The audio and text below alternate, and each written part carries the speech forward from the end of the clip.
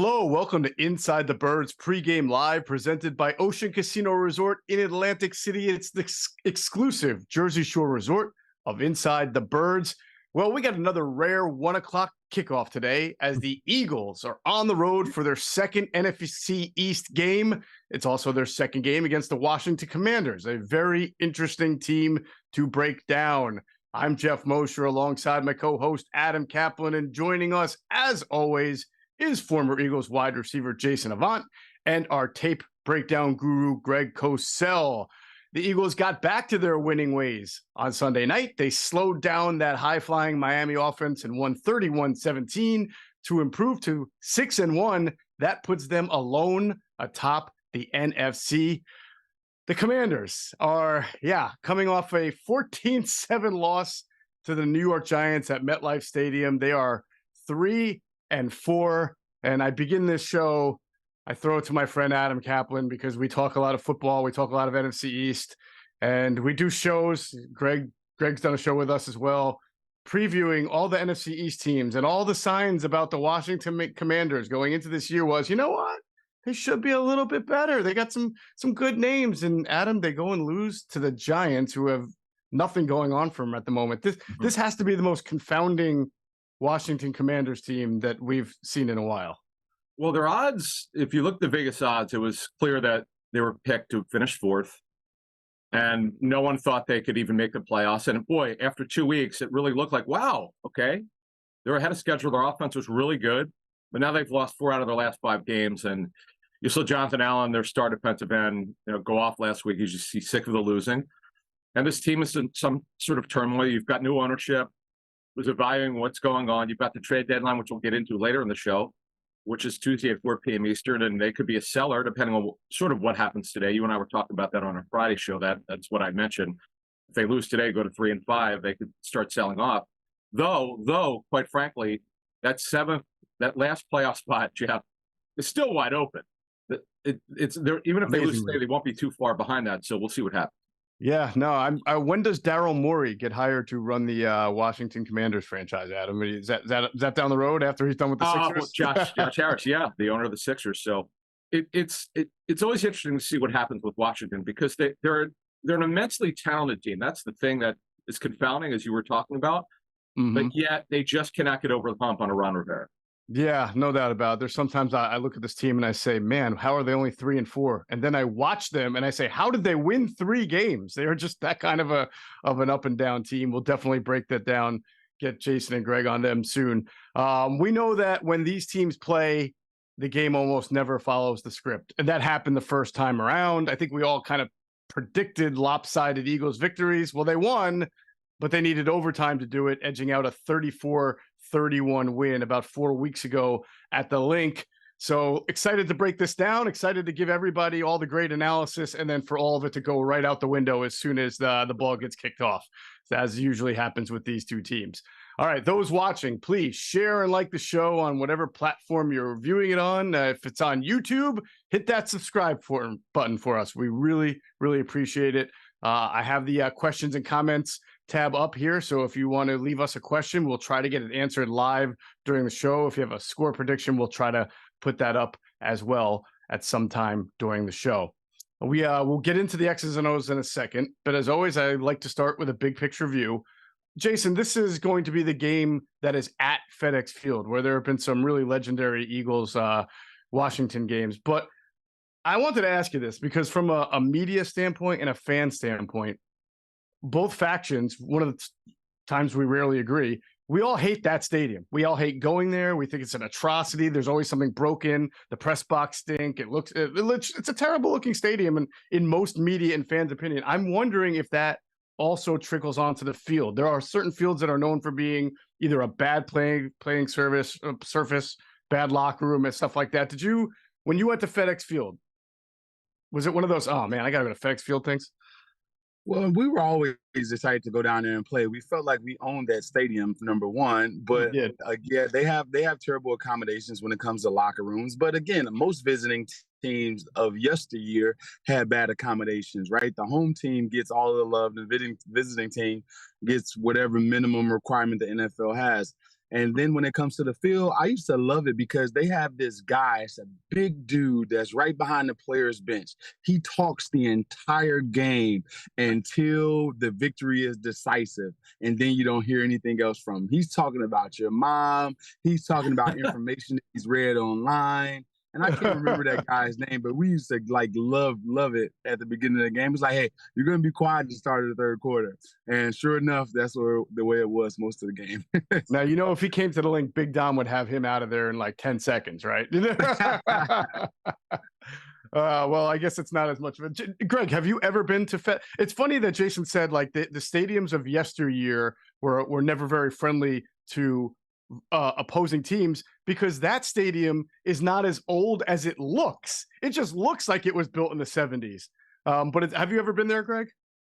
I don't think so. But, back in the 80s, because I started at Films in 79 when I did interviews, I went down to the Redskins at the time, of course, where they practiced. And it was funny, and this was well known, that after practice, Riggins and all the offensive linemen would go into that little area, that little, I guess it was, I don't know what you'd call it, but it was enclosed. And obviously, they'd probably have a little fun in there. My guess is maybe there was an alcoholic beverage imbued. Just maybe, I don't know. But yeah, no, I did a whole bunch of interviews down there back in the 80s, because I used to do a ton of interviews, back in the day.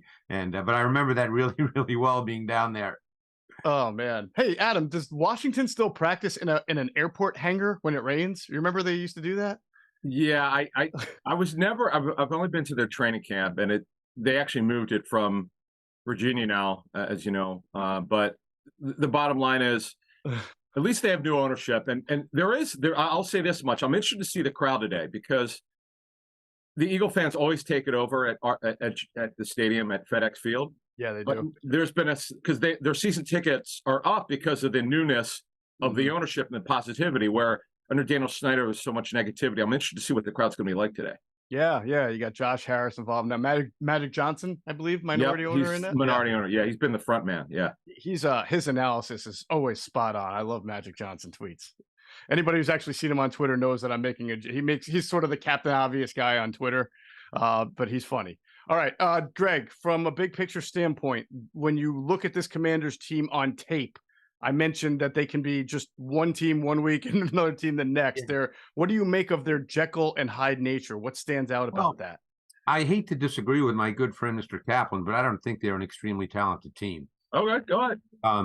I think their O-line is below average. And when you start with an O-line that's below average, you're going to have week-to-week issues. Sometimes they'll play okay, sometimes they won't. I mean, obviously, they played their best game of the year against the Eagles week 4, but for the most part, they're not very good. I think they're really struggling to figure out what their secondary looks like. And when your secondary is a little bit of an issue, that can be a big problem too. Now, we can say they're talented along their defensive front, and there's no question that if you're just looking at pure players, you'd say, boy, there's a lot of talent. They haven't played that way, and they haven't really played that way for quite a while. So, I think that can they play that way? I mean, could any of those guys today, Sweat, Young, Allen, Payne, could they be dominant? Sure. They've had those moments. They're capable of that. They've been all pros, but it just hasn't really worked out. And what I think people lose sight of is they're playing with a quarterback in his first season as a starter. And that also leads to up and down play. So, I think in some ways, Jeff and guys, you don't know what you're going to get. Maybe it'll be really good and maybe it'll be really bad. I mean, Sam Howell was sacked 6 times last week. He had 0 chance on any of those 6. The pressure was so quick with basic stuff, which we can get into, but, just basic rush concepts, and the O-line just seemed like they hadn't seen those things before. Yeah. And I think that's sort of the discussion that Adam and I have said, is that individually there is talent on that team enough that makes you think that one of these days they'd put it together. But the conversation has always come back to the offensive line too, and how if that's your weakest link, you're going to be a weak team, no matter how much talent you may have on the D line or at safety or at wide receiver. And that's certainly manifested. Go ahead. Let's say this is that we're fortunate in Philadelphia to have a coaching staff that are able to cover up and mask so many injuries. Most teams cannot. It's been a thing in Philadelphia for a long time that it's the next man up. And this team has done a great job with masking injuries and also bad players at times. Mm-hmm. And I don't think that every team can do that. And it's a credit to the city and the coaching staff and the organization to be able to do it, because I'm more on Adam. I believe that the Commanders are talented. I just think that they don't have enough. I don't think that they're elite at coaching enough to master their secondary and also to master offensive line. But every other position group, with the exception of maybe a linebacker, but the D-line is great. The receivers are great. The young quarterback is, pretty good. Logan Thomas is a good player. So I think they have enough talent to win. I just don't think that they have the best coaching. Interesting. That's always the third part of the conversation after talent and scheme is coaching. Adam, a couple of those players who do have talent on Washington, if they lose this game today, might be elsewhere. Who are you expecting at the trade deadline to at least generate conversation about from Washington's team? Yeah, both ends. Montez Sweat and Chase Young, who are unsigned for next season. Sweat is playing on his fifth-year option. They have not extended it. And Young had his fifth-year option decline. Young, the word around the league is the tape has looked good this season. It's just, you look at his injury history, it's pretty significant. And that's what Ron Rivera had to make a decision on. Because remember, we talked about the coaching and the decision-making. Ron Rivera's personnel control. So he, in the end, will make the decisions. And obviously, if they want to trade someone with new ownership, they're going to have to be involved in terms of knowing what's going on.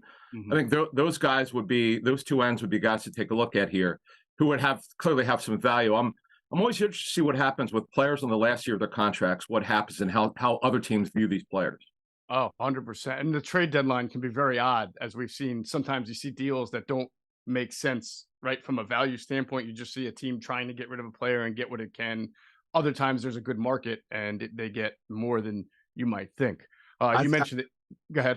I think Chase Young will be one of those players when it comes to free agency that can change the outcome of like the Super Bowl champion, because he's talented. And if he can stay healthy and what he's put on film thus far, he had 2 sacks last week. So what he put on film, what he's putting on film this year, if he can stay healthy in a team like the Chiefs or someone like that needs an end, that'll be, a decisive, thing for that team going forward. Yeah, that definitely would.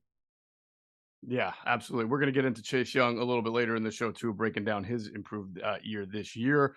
Adam, you mentioned the injuries, though, specifically with Young. That's a good segue to our injury report. So let's talk about Eagles injuries. All right, here's what we know. Jalen Hurts was wearing a knee brace last game. His knee is bothering him. He has said that in the press conference. Nick Sirianni has said that in a press conference. But Jalen Hurts has not missed any practice snaps. So the Eagles haven't listed him on an injury report. I spoke to people in the NFL just to get clarity on that situation. They said the NFL considers it normal wear and tear that doesn't need to be on an injury report if you're practicing out there every single practice. So far as we know, Jalen Hurts has been out there. He's been listed as a full participant in practice. They did have a walkthrough Wednesday. I want, Jason, your feeling on this because, obviously, the Eagles aren't trying to hide anything. They've come out and spoke about it in a press conference. We've had a conversation, all of us, on this show at many times this year about seeing a less dynamic runner or a more reluctant runner. Just with your expertise and your feeling, and you've played with knee injuries before, do you think this is bothering him maybe more than we realized? Or, he had a pretty good game against Miami. Is this something that he can easily overcome? I think Jalen can overcome it because he has great surrounding parts. And because he has great surrounding parts, he doesn't have to be Superman. And I believe that Jalen doesn't have to run the ball as much as people would like him to.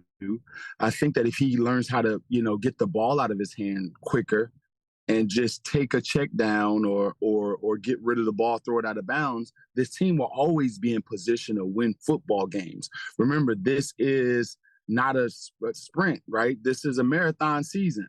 So the Eagles are always in position to win football games. And I don't think that we need him running the ball at a high clip at this point in the season. At this point in the season, don't get me wrong, I believe that we're going to need his legs to win a Super Bowl. But at this point in the season, it's about accumulating, stacking wins, and being healthy for the playoffs. And I think the Eagles can do that without sacrificing him. Is it hard for him in the position that he plays? Forget the running, just in general, being a quarterback, when you're nursing a knee injury like that, do you expect him to, if the pass rush gets on him, just get down? Do you think he'll change a little bit to be a little more conservative with how his body takes hits? Well, when there's a design run, I think that everyone has seen him be reluctant to take the contact and get down. Mm-hmm. And or even when he doesn't feel like he can outrun people right now, even defensive ends and things like that. So we've seen Jason or Jalen be cautious in that area. So I think that that's telling a story in and of itself. I don't think that he believes that. Now, again, I think that him getting it out of his hand, those types of things will help him out a bunch. Yeah. Yeah, we will see. He's better at throwing to the running back this year, and we'll talk about Jalen in a few minutes. But it's still not his mentality game to want to make that first read, the check down, even if he knows that that's where the opening is going to be. So we'll see if that changes it all a little bit. All right. Also out for the Eagles today, as we know, is slot cornerback Bradley Roby. He was signed to replace Avonte Maddox, who's also on IR and likely out for the year. But Roby has a shoulder injury, and he'll be replaced by a combination of guys. Eli Ricks and Josiah Scott have been taking turns. We'll get into that a little bit later. Also out, right guard Cam Jurgens for the fourth and maybe final time, as he was on IR to recover from a foot sprain. It was supposed to be 4 weeks, so we will see if he is activated into the 21-day practice window this week, which would be good news for the team.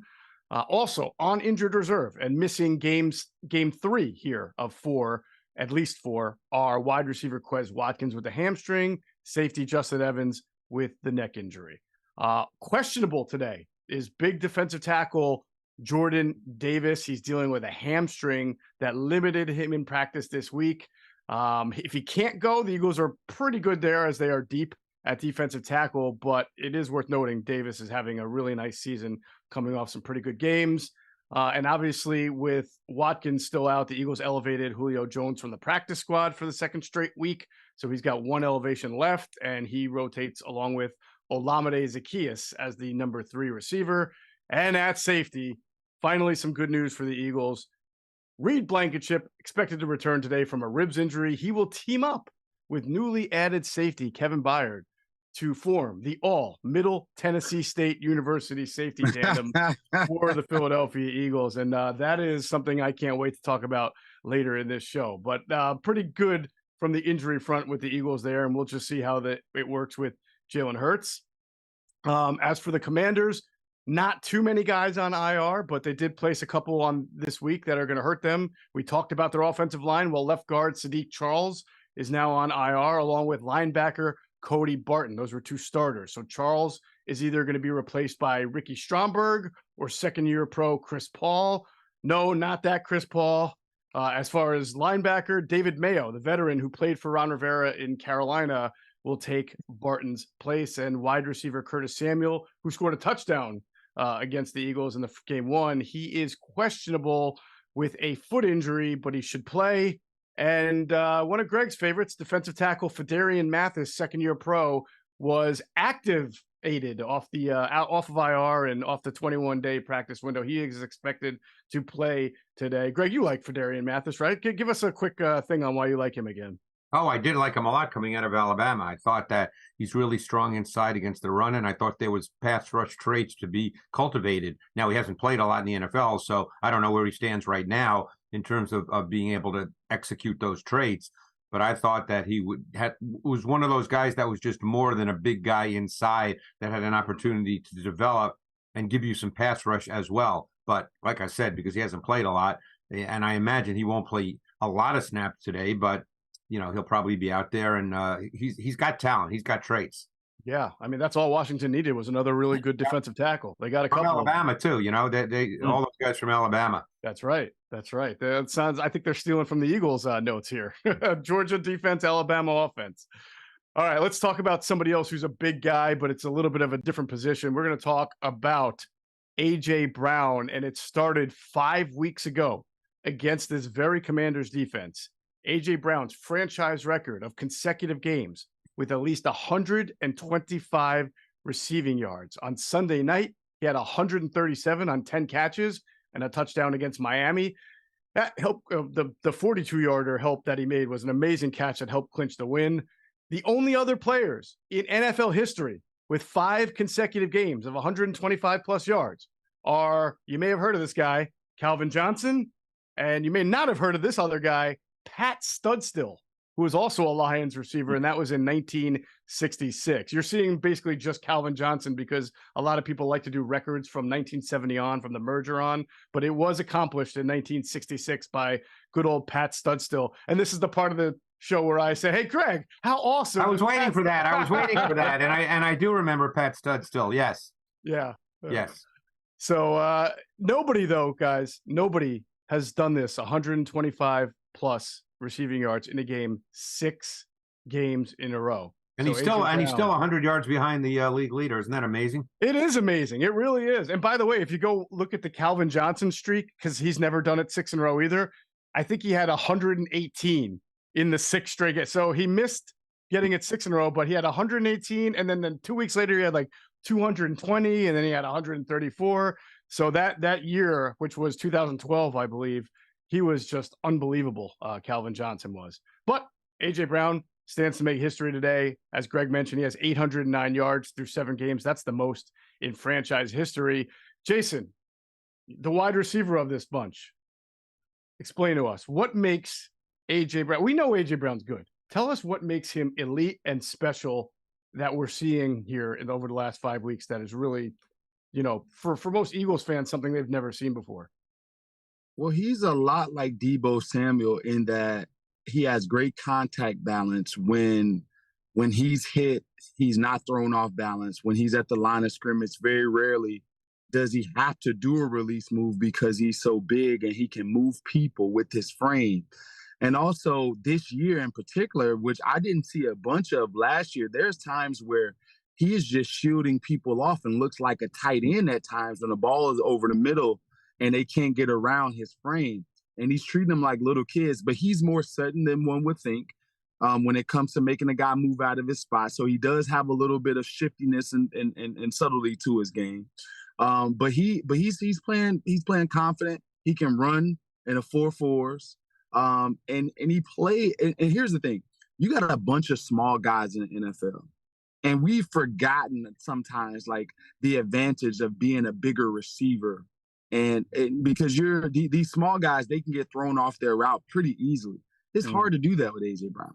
It's very, very hard to. You can be in great position, but he still outmuscles you to the ball, and you can't get a great jam on him because he's too big for you. So those are some things, and that won't encapsulate everything that he does. But I believe that he's definitely, playing as the best receiver in football right now. Yeah. Overall. It's hard to argue. Question. He's the 3rd most targeted wide receiver in the league right now. Mm-hmm. And we had touched on this a little bit last week. He's got 24 more targets than Devonta Smith and 34 more targets than Dallas Goedert, which I think if you said that before the season started, people would say that would not likely be the case, correct? We would not think that would necessarily be the case. I think it's just, I don't know if there's a good or a bad to that. I just think it's pretty interesting that he's clearly on a team that has Devonta Smith and Dallas Goedert. He has clearly become a number one, almost the way you think of teams that don't have any other good receivers. Which is, I just find that pretty interesting. Well, what's also really interesting, Greg, is that when the Eagles traded for him, we had you on the show, and you made a really salient point that I think has actually been proven and overemphasized now. You said one of my few, Jeff. One of my few. I got lucky. And that's why I'm trying to beat it. I'm trying to beat it like a dead horse. Right. I guess I got lucky that day. You did say, though, I'm going to quote you exactly. You said he fits this offense like a freaking glove. Yeah. And if you actually go look at him, because we debated this a little bit, when you look at his numbers, I don't know if he's a better wide receiver with the Eagles, but he's certainly an even more productive wide receiver with the Eagles than he was with Tennessee. And when the Eagles traded for him, Adam got very excited. He had great intel. And I said, hey, look. I think we were saying he's going to be the best wide receiver since T.O. And I said, Alshon Jeffrey was pretty good. Alshon Jeffrey had a 1,400 something receiving year in Chicago. Let's just see if he can be Alshon. Well, here we are today, and it's back to the, wow, we haven't seen this since Terrell Owens. And I think it's fair. Geoff, remember the first practice you saw A.J. Brown? I remember you telling me you had no idea he was that big physically, because he's not tall. He's just under 6'1". But the way he's rocked up, how like as a defender, I don't know how you handle him because he's so strong physically, and that is borne out here for his second season here. No one's really able to handle him. Guys, have you seen on tape anyone who's kind of given him a little bit of a tough time? I would have to go back. There's some games. There's some games where he has struggled, and mainly the struggle is of him not getting enough touches. Here's the thing about A.J. Brown. He's a big body. If he's on the positive side of the football, you got to give him a shot. And I think Jalen Hurts is starting to, not starting to, but has definitely realized that if he's in a better position, and I think the defender is, I'm going to give him a shot, even though it doesn't look like he's covered. So not many guys have given him problems, but I'll have to go back and look at the tape. But I remember a game or two where he did have some problems. What's really interesting about him, too, is until his maybe midway or a little past the midway point of his last year at Ole Miss, he was exclusively a slot receiver. And then in the last maybe 5 games of his last year at Ole Miss, they moved him outside and he played a lot of snaps at X. But prior to that, he was exclusively a slot receiver. And obviously we've seen him in the NFL play on the outside without a problem. Jay, he has uncanny upper body strength, as we've been all been talking about. Is that, I have seen some receivers who had so much upper body strength, I thought it was actually counterproductive for what they wanted to do. They were stiff because of it. I don't know why David Boston just entered my mind, but he was. But we know why. He was very, very big for certain reasons. But does he have just better flexion and mobility for a guy that's built like that? Yeah, well, he's a big dude. Yeah, and yes, he's an athlete, and he's not hindered by his bulk at all. I think it actually is more advantageous to him because the guys that have to play corner now, you got to get a dude that's able to run with Tyreek Hill. So you got a bunch of fast guys that are not used to this level of physicality anymore. And they can't – and remember, when you're jamming a guy, your job is to throw off the timing so the defensive line gets more time to get to the quarterback. That's the goal. And if he can just go at you without doing a release move and win, you can't do anything with that. And so I don't think his bulk hinders him at all. Okay, good stuff. I want to talk about what you guys just mentioned. Has there been a team that given him a problem? Because we certainly know when you start to put a streak together like this, you'll start to see teams working extra hard to take it out of the game.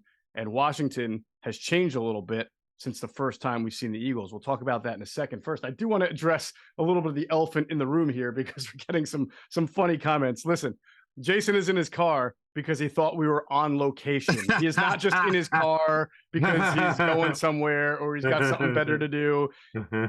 Communication wasn't great from all of us. He thought we were at the same place it was my fault. last year. It was my fault. You guys don't like my car, man? Dang. Good. I'll say this. It sounds good. I said your sound is good, your picture is good. That's usually all we care about. But I don't want the fans to think that you're like got something better going on and you're racing off somewhere. You're with us the whole show. I'm not. Just a miscommunication. Well, it was great communication by you, but me not, in the right position there. I got to yell out Omaha better next time. Omaha, Red 23. All right. So I just wanted to address that. But we appreciate everybody's patience as they watch the show. Now, Greg, the last time the Eagles and Commanders faced each other and A.J. Brown started that streak, he had his way against rookie corner Emmanuel Forbes. I believe Emmanuel Forbes no longer starts or comes in as much as he did before, correct? So why don't you explain what you've seen different from Washington since? It's a totally different defense than they'll see week 4. Week 4, what Forbes was the nickel corner, but he played outside to the boundary. Okay. And obviously the Eagles attacked that with Brown, and Brown ate him up a number of times, a number of big plays. Forbes has since been benched. Now we'll get to that in a sec as well. But overall, this was a team back in week 4. Their base defense was big nickel. They played 3 safeties. Well, Derek Forrest is now on IR. So they no longer play big nickel as their base defense. They now play 4-3. And you're going to see the base backers being Hudson, Mayo, and Jamin Davis. So that's their base defense is a 4-3. Then when they go to their nickel, and they don't play a lot of dime, Forbes only played last week in the dime maybe 6 or 7 snaps. But now when they go to their nickel, their outside corners are St. Just, who predominantly plays to the boundary, Kendall Fuller, who predominantly plays to the field, and the slot is Danny Johnson, who's been there for quite some time. He's played a lot for the Commanders over the last number of years. But Forbes essentially does not play unless they go dime. So the whole look of this defense is totally different than in the week 4 game. Right. So if St. Just is now predominantly an outside corner, right, Yep. to the boundary, it's fair to say we'll see a decent amount of St. Just, who's a bigger, lengthier guy, against AJ Brown, correct? Yes. And by the way, they could even decide to match him up. You don't know that until you play the game. But St. Right. Just is 6'3", about 215, good size kid, pretty good traits. They could decide to match him up. But if not, he'd be the most often the boundary corner with Fuller. Solid pro, Fuller being the field corner. Mm-hmm. So how do you like that matchup for AJ, Jason? I like it. I saw Jalen Hyatt this past week get after St. Just, and they actually targeted him a bunch down the field and made some hay on it. One should have been a touchdown or a pass interference call, but he got vertical on him a few times. And I think that St. Just, even though he's a bigger guy, has given up some plays. He's given up some plays to Devontae Smith. He's given up some plays to AJ Brown. And if you get him down the field, I think that he loses the ball a little bit. So I like that matchup. Anybody versus AJ Brown, I actually love the matchup on their team. Certain zone situations, I think that Kendall Fuller is still a good player in zone if his eyes are on the quarterback, but he hadn't been in that position a bunch. So but yeah, I love that matchup. Yeah. One last thing on AJ Brown from a record standpoint. It illustrates just how hot his start has been. He's only the 3rd player in NFL history to have 5 games of 125 receiving yards, at least in the first 7 games of the season. The last person to do that was 54 years ago, Lance Allworth in 1968. You guys all remember Lance Allworth? Of course, say Bambi. Yep. Yes, Bambi. Right. So it just kind of shows you how big of a start he's had and how important he's been to an Eagles passing game that has been pretty good, but not what it was last year, but a little sporadic. What you got? I got this question because I think I know where Greg is going here. Do you think it's sustainable for a playoff team to have this much production out of one player? I think that's a great question. And to be honest with you, Jay, I don't know if I have a definitive answer. I'm just surprised because, I really like Devonta Smith, and I know you do as well. And it seems at this point in time, I know he had a drop or two, but that's not really who he is.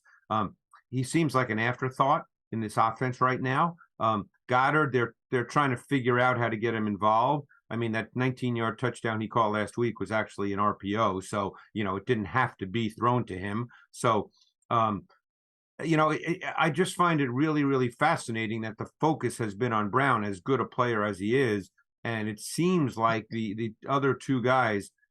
Goddard's clearly a top 5 tight end in the league. We can debate where Devonta Smith falls in the wide receiver pantheon in the league, but he's a really good player. I don't know. What's your thought? Smith to me has clearly been an afterthought for a good 4 or 5 weeks. I think some of it, I don't necessarily know if it's been an afterthought. I don't think that Devontae has made the best of his targets. I remember where he had 11 targets and 5 catches, right? And it was the game against the Jets where I believe it was the Jets where he had a lot of targets and had a lot of opportunities to catch the ball. So when you go back and look at it, the AJ has more targets on the season, way more targets than he has on the season.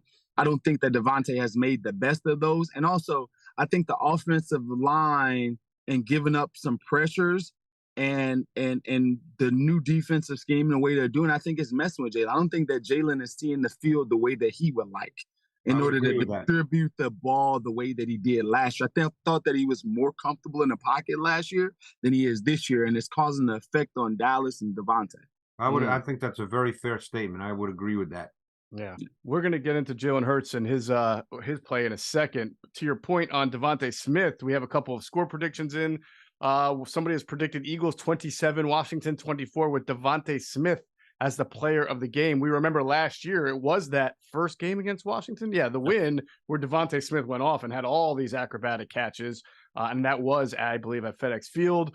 Our friend Carl Stevenson says Eagles are going to win 31-13. And our producer, Zach from Rebel Hill, says Eagles 27, Birds 14. He's got Kevin Byard welcoming himself to the Eagles with an interception.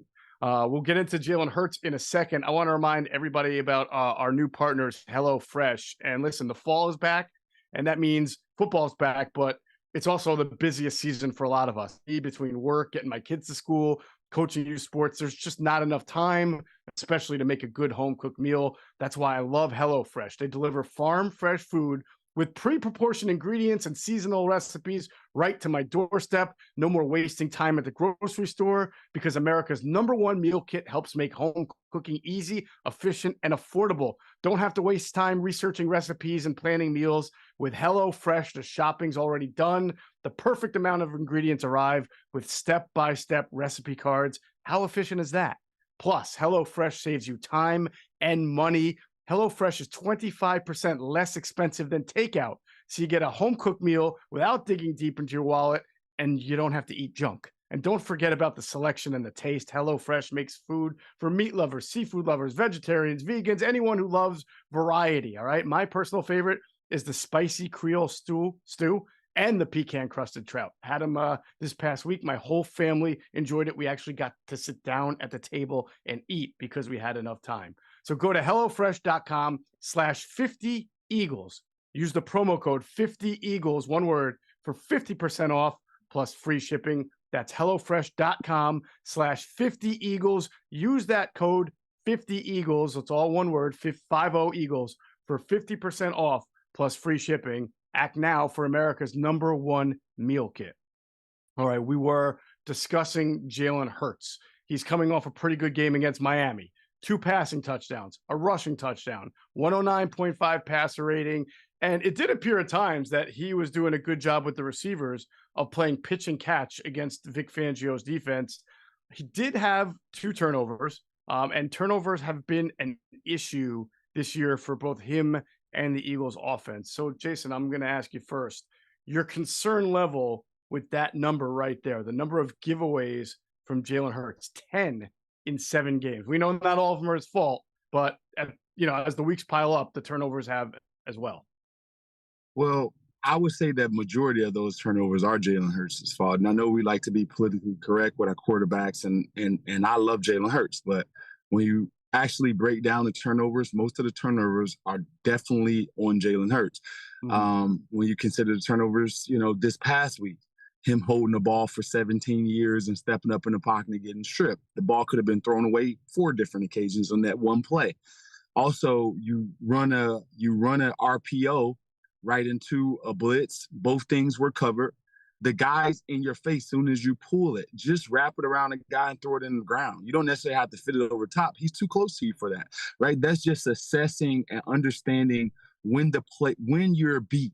Understand when you're beat. And that's a tough thing to do from a guy that is an ultra competitor that's been able to overcome so much. He's been an underdog, so he's been striving for success. And to concede in a play doesn't mean that you are a loser. And he has to get that in his brain, that, man, the defense gets paid too. And if they have the better positioning, let me get rid of the ball and put my team in the best situation. So I don't like it. And I think that's the only way that the teams can actually stay in the game consistently with the Eagles is when we turn the football over. We've seen it for the past 2 years. When we protect the football, we are a very hard team to beat.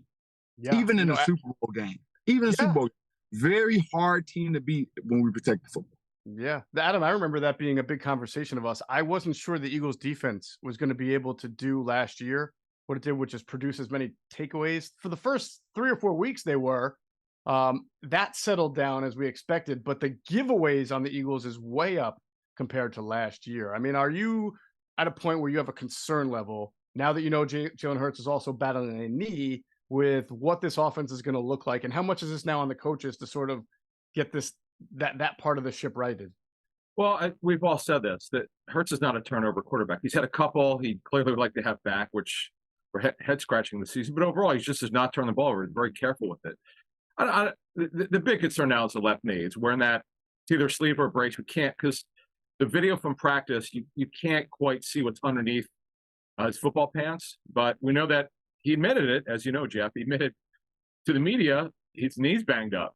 So I'm very interested to see what kind of play calls they have for him in terms of running the football today. Against this front. They just played him in week 4, where they came back and won that game. They got off to a slow start offensively. Then they really turned it on the second half.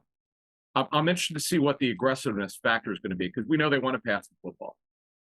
But will they run the football with Hurts? That's the question. Greg, when you watch this Eagles offense on tape week after week, I'm wondering, is it structurally different? Do they run less RPOs now than they used to? I mean, it's clear there's less of a zone or quarterback keeper zone read running game, but are the RPOs down as well? You know, I haven't charted that, Jeff, but let me just respond, if I could, to a couple of things that have been said. Sure. I think we're surprised at the nature of Hurts's turnovers. Okay, that to me, I think, is yes, really what the issue is. You know, hey, it's one thing if you throw a deep ball, you know, and a corner makes a great play. You know, it's 1-on-1. Hey, that's not a bad read or a bad play. You know, that happens in the NFL. There's good players. But, you know, Jay mentioned the fumble recovered by Wilkins. That play really, really surprised me, okay? Because that was an empty set. It was bunched to the field.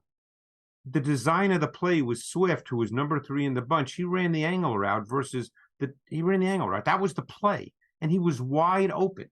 And I don't know why, only Jalen can answer this. I don't know why he didn't throw the ball. So it's the nature of the turnover. So he held the ball on a play that, by the way, Swift might still be running because it was a zone, and he might have split the entire defense based on the look of the defense, because I believe it was split safety. You know, so it's really the nature of the turnovers more than the fact that there's a turnover. You know, all quarterbacks here and there, particularly if you're being aggressive, will turn it over on occasion.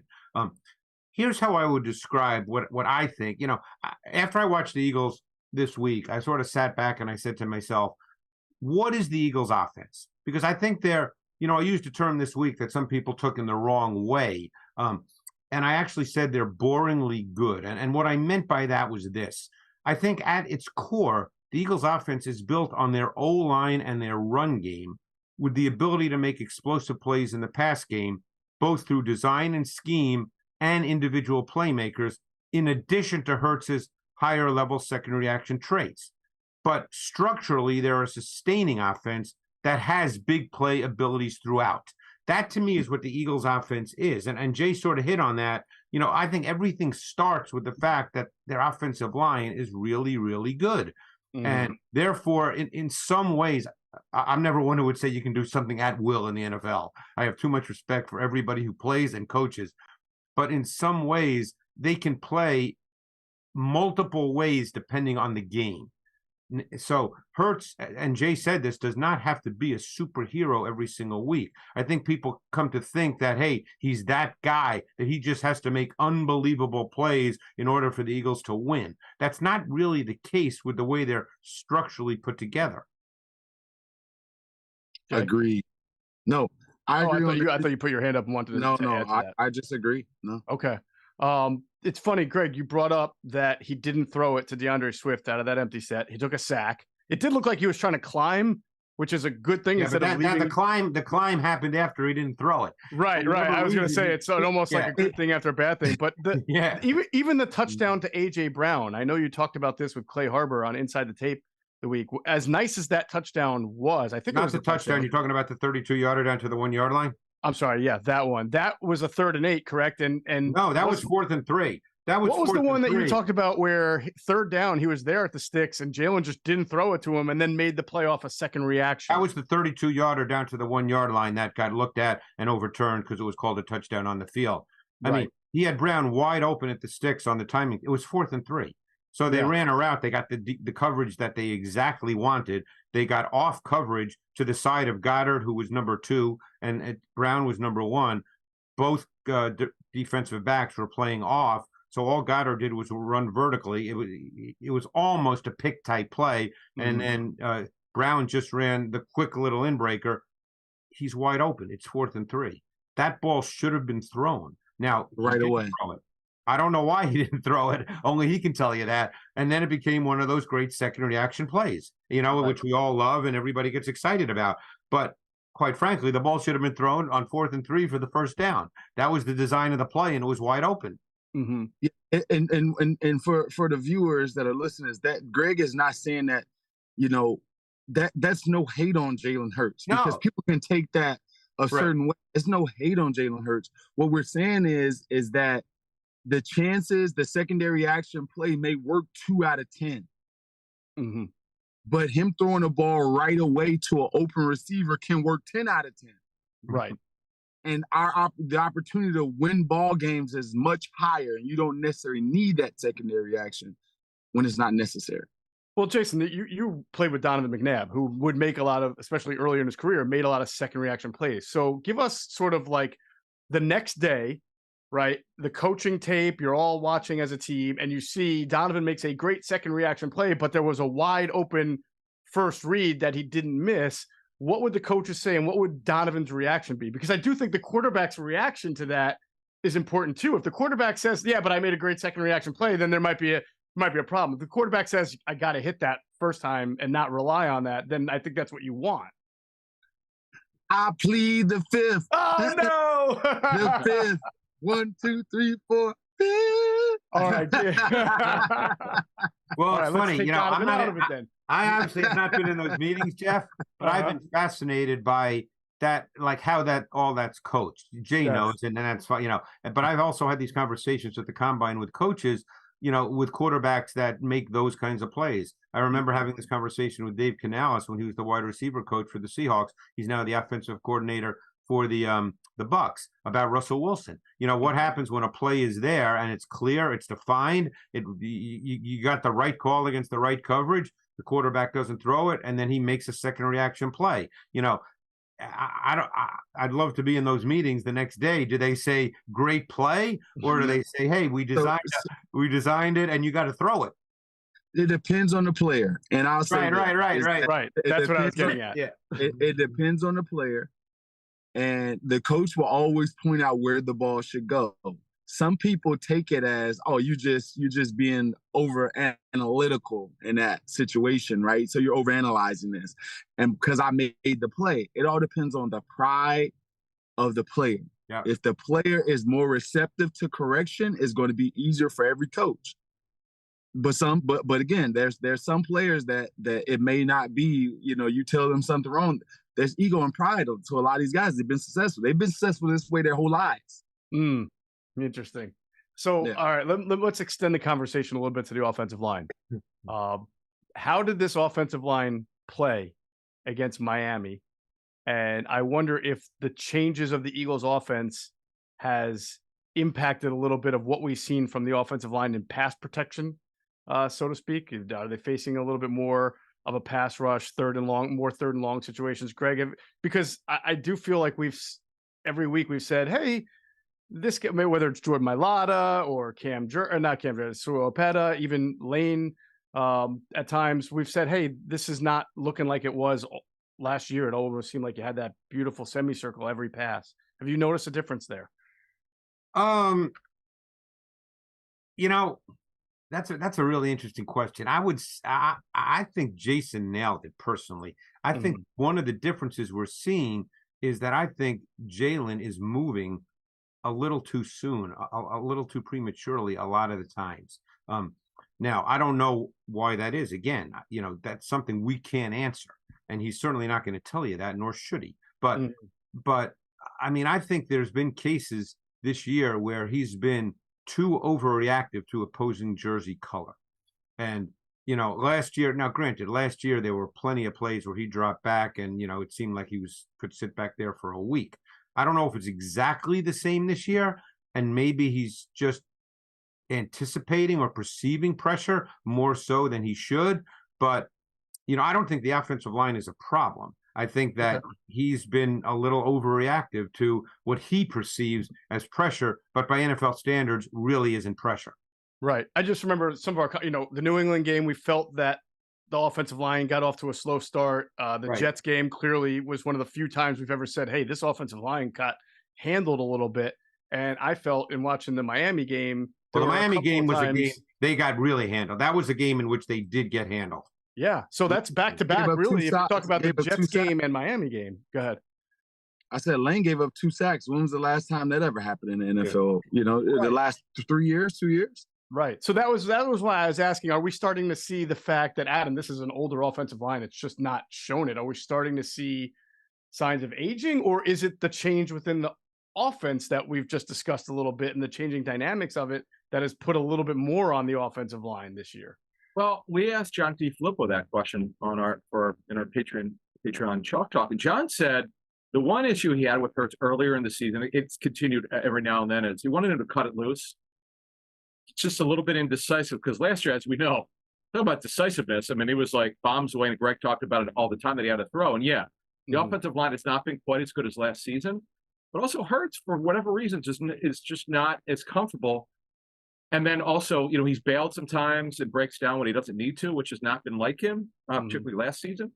This season, yeah. So Geoff, if you add it all up, that's why they're not quite as crisp on offense. And the red zone offense has been better lately, but overall, it's not been quite what we expected. Anyone concerned about the Chase Young, Jordan Mailata matchup today? I think Chase got him last time for a sack. And did you say Chase had two sacks last week? Is he starting to play a little bit better now? Yeah. One was clean, was a bust, but the other he beat a few. Yeah. That's probably the matchup we're going to look at today and say that's got to hold up for the Eagles to have offensive success.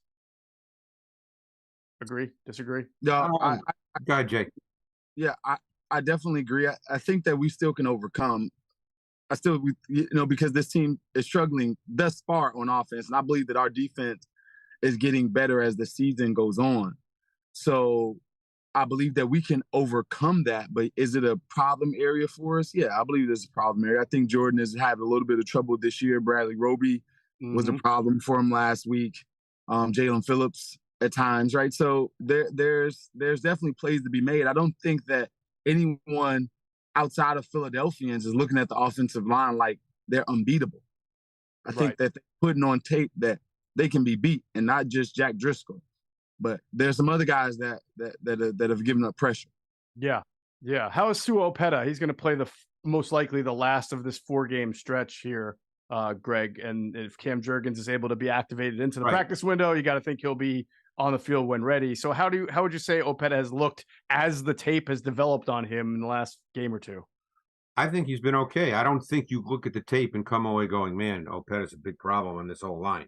I mean, I think he's been okay. I think, to what Jay said, I think Mailata has had a lot of issues this year, more so than in the past. And particularly for a man that size, he has struggled with speed to power, which is kind of surprising. I mean, I shouldn't say that I'm not an offensive line guru and I don't know enough about all the techniques. I mean, I can see them on film, but I don't know enough about how they're taught. And, I try to learn that every year from offensive line coaches, but, I certainly don't consider myself an expert on that.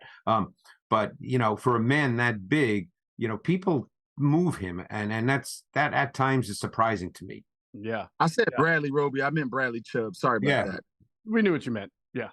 Bradley Chubb. And he probably has this year, just the way the schedule works out, probably played a higher level of pass rusher to his side than maybe last year, because we talked about the schedule last year being a little light. So, yeah, between last week was Bradley Chubb. The week before was there were times it was Jermaine Johnson. There were times it was their other edge guy, and then Chase Young, just a couple of weeks ago, and now again. So our eyes will be on Jordan Mailata today to see if he can bounce back a little bit.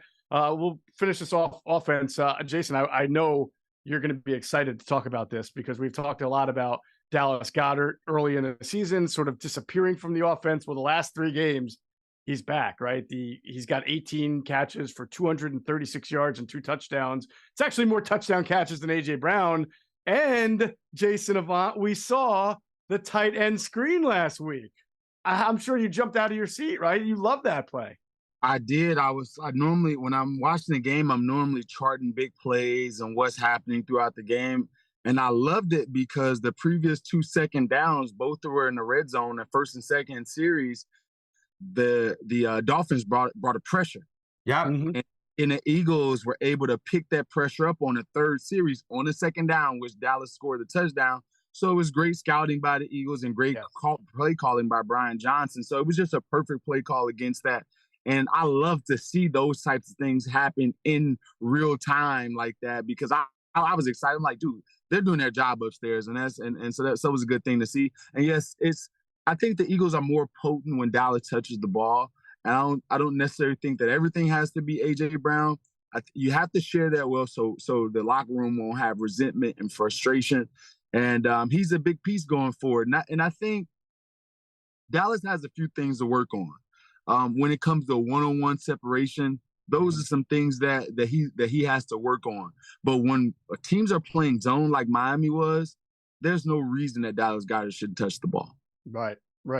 And Jay just nailed it, by the way, because that 19-yard touchdown, that was second down. The previous second downs, Vic Fangio blitzed.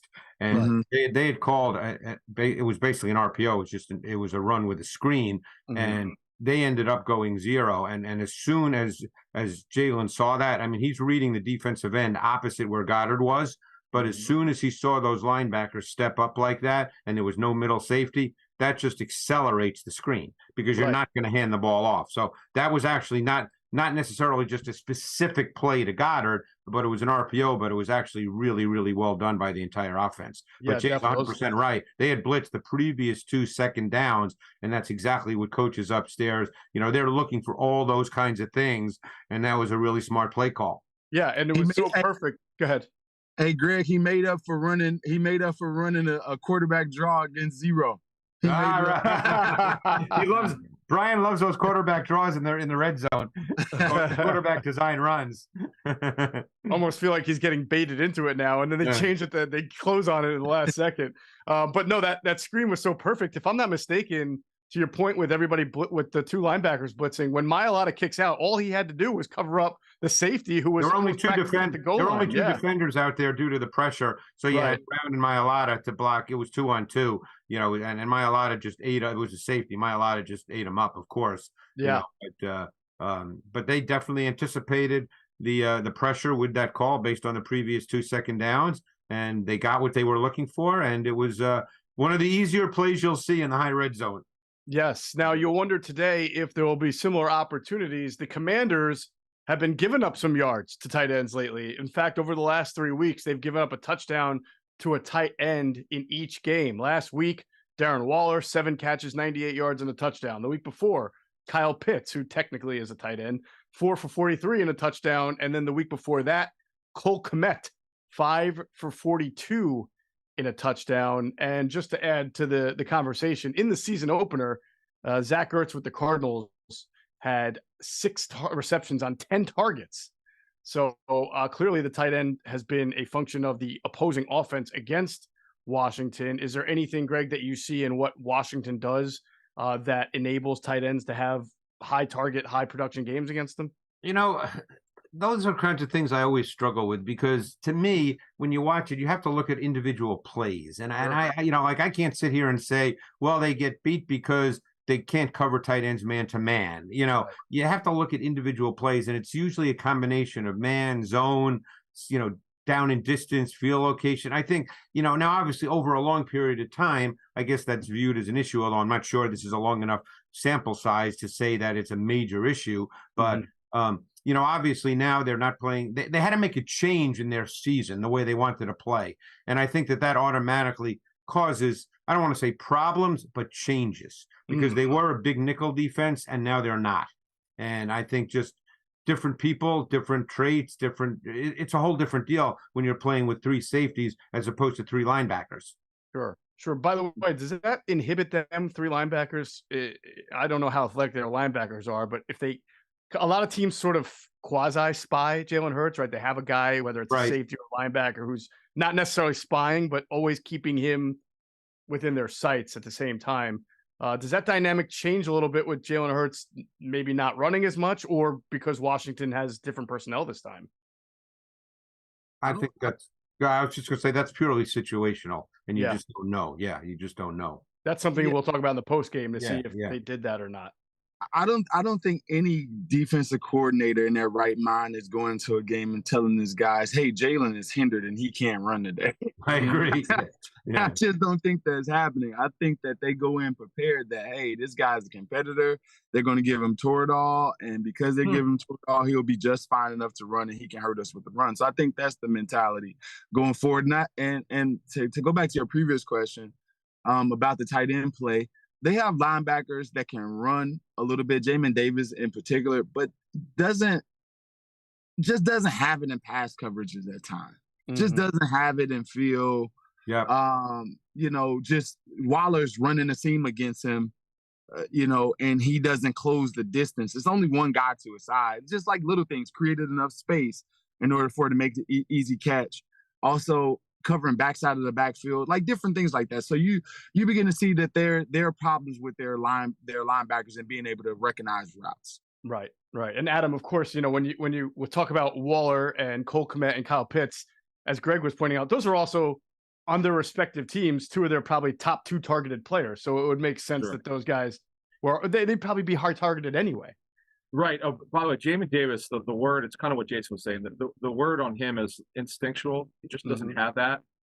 You remember when he came out of Kentucky, super raw player. Like, you need to be patient with him. But here's the thing, guys. We're now in year 3.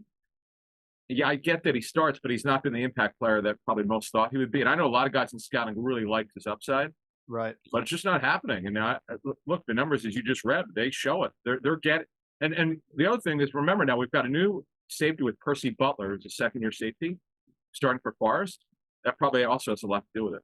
Yeah. By the way, that reminds me of, and he wasn't a first-round pick, but when the Eagles drafted Michael Kendricks, they were in love with his athleticism, his range, and there were times earlier in his career where he struggled to get on the field because instincts was an issue for him. He did a lot of pass rushing, if I'm not mistaken. He did a ton of pass rushing in college. That's where you tried to turn a guy into something you didn't do a lot of in college. Right. So yeah. He was fast though, boy.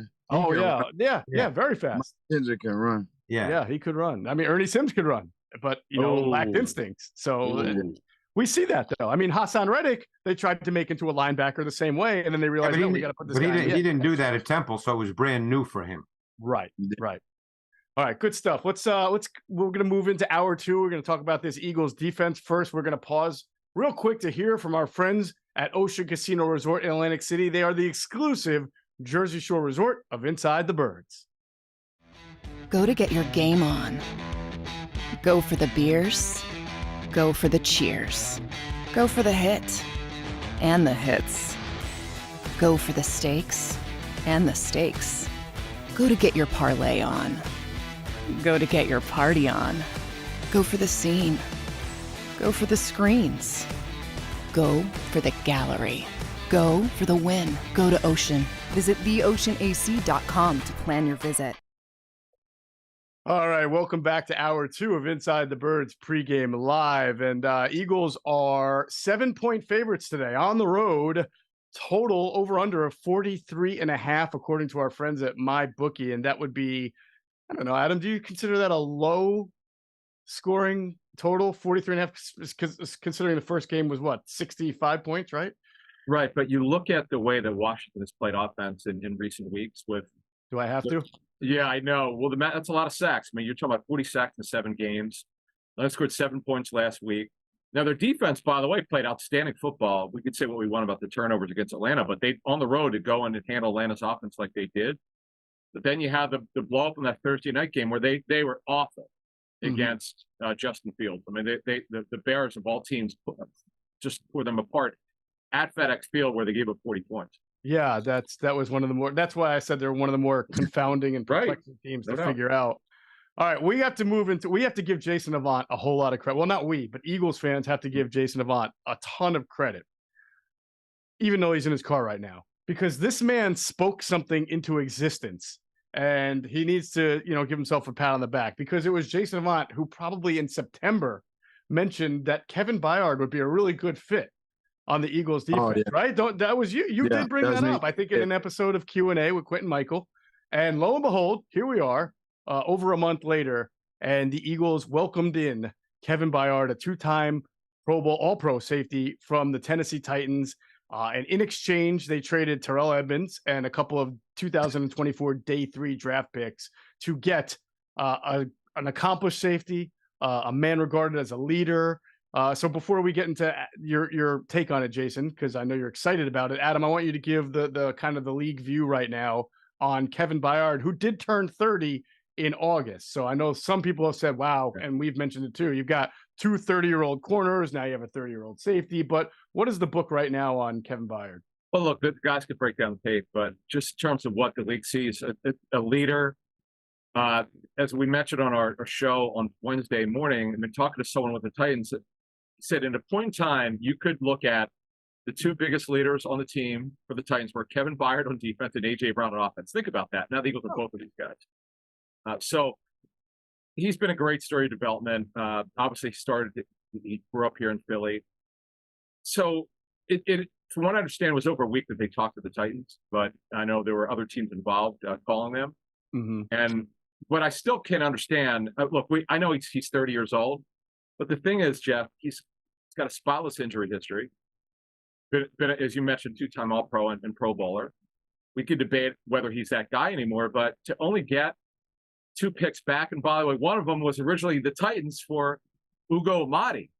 Yes. So think about it. They're getting next. The Titans got very little in return, and from the Titans end, I know they don't want to admit that they're rebuilding. They clearly are. They're looking towards next season, and that's why they did this. And this is a Super Bowl run type of trade for Kevin Byard. This is what you do when you're trying to get back there. You look at the holes, and as you said Wednesday, yes, they get a major upgrade, but they still have a depth issue at safety. They may not be done here. Oh, of course, because they traded one safety to acquire another safety. Right. So, yes, they're better talent level, but depth, still a question mark. Jason, you're excited about Kevin Byard joining the Eagles defense? Yeah, I'm very excited about it. He's historically been a ball guy with 27 interceptions. Like Adam mentioned, 2-time, All-Pro and Pro Bowler. The thing that I love most about him is that you guys got to hear Tyrann Mathieu talk about this guy. When you hear Tyrann Mathieu talk about, in which I don't know of many football players that I respect more than Tyrann Mathieu, because the dude is always around the freaking football and understands the game at a very high level. Mm-hmm. And, a couple years ago, Tyrann Mathieu last year called him, the best safety in football. And which is very impressive thing to say. And so I love that about Kevin Byard. I think that he solidifies the Eagles secondary and puts them in that 1 or 2 position as one of the best secondaries in football. I don't think that it'll take him a long time to adjust to, and Greg is laughing at me because I may be overstating that a little bit. You're not. But I say this is that, and it won't take him much to get on the field, because it's a very, very, I know in yesteryear when the safety would come on that has to play right away, because the guys play similar defenses, they would put our call on his wristband and then his old team's call on the wristband, right? So you can be able to say, okay, this is 49er for us, but this play here was Seahawk before. Right. So, and he's able to play faster. So those are some ways to get him on the field pretty quickly.